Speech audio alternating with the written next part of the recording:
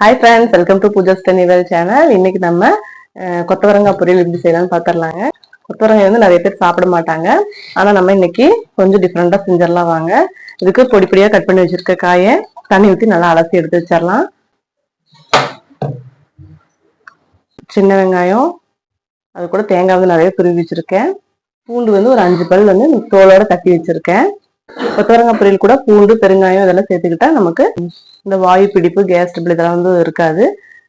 வாங்க எப்படி செய்யலாம்னு பார்த்துடலாம்.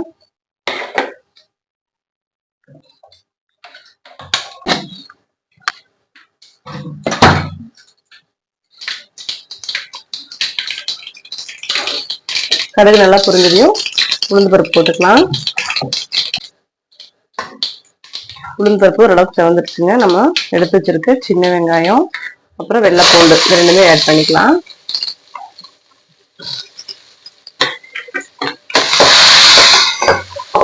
பூண்டை வந்து நான் அப்படியே தோலோட ஆட் பண்ணியிருக்கேங்க. சின்ன வெங்காயம், பூண்டு இது நல்லா செவக்க வதக்கி எடுத்துடலாம். கொஞ்சம் கருவேப்பிலை ஆட் பண்ணிக்கிறேன். பூண்டு இந்த அளவுக்கு ஓரளவுக்கு கலர் சேஞ்ச் ஆன பிறகு நம்ம காயை சேர்த்துக்கலாம்.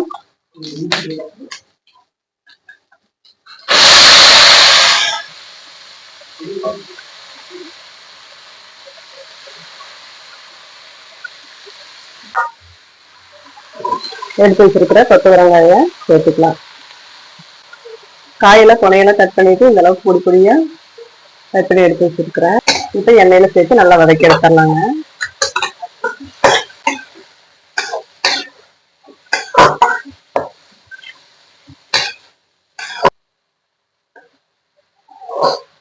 வெங்காயம் பூண்டு போட்டு வதக்கும் போதே பார்த்தீங்கன்னா பெருங்காய கட்டி கொஞ்சம் போட்டேன். அது கொஞ்சம் ஸ்கிப் ஆயிடுச்சு.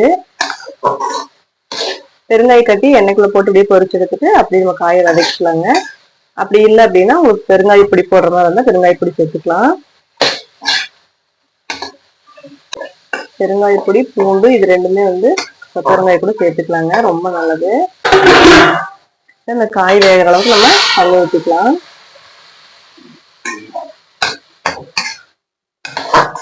தண்ணி ஊற்றி வச்சுங்க. அப்படின்னு தண்ணியிலேயே வந்து காய் நல்லா வேகட்டும்.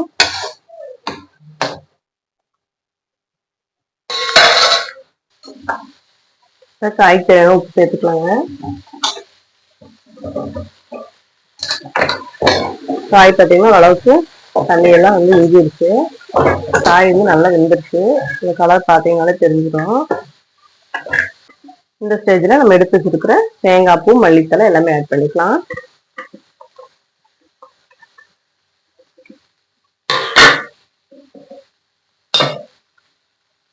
தேங்காய் பூ கொஞ்சம் நிறைய போட்டா ரொம்ப நல்லா இருக்கும். பொரியல் கொத்தவரங்காய் பொரியல் போட்டோம். அவ்வளோதாங்க. நல்லா கிளறி மிளகாத்தூள் சேர்த்துக்கலாம். காய்க்கு காரத்துக்கு தேவையான மிளகாத்தூள் சேர்த்துக்கிறேன்.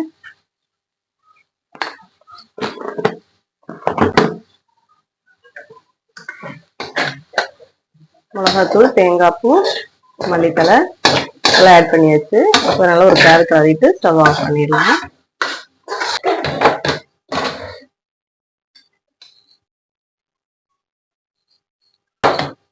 ஓகே ஃப்ரெண்ட்ஸ், இன்னைக்கு நம்ம கொத்தவரங்காய் பொரியல் எப்படி செய்யறதுன்னு பார்த்துக்கிட்டோம்.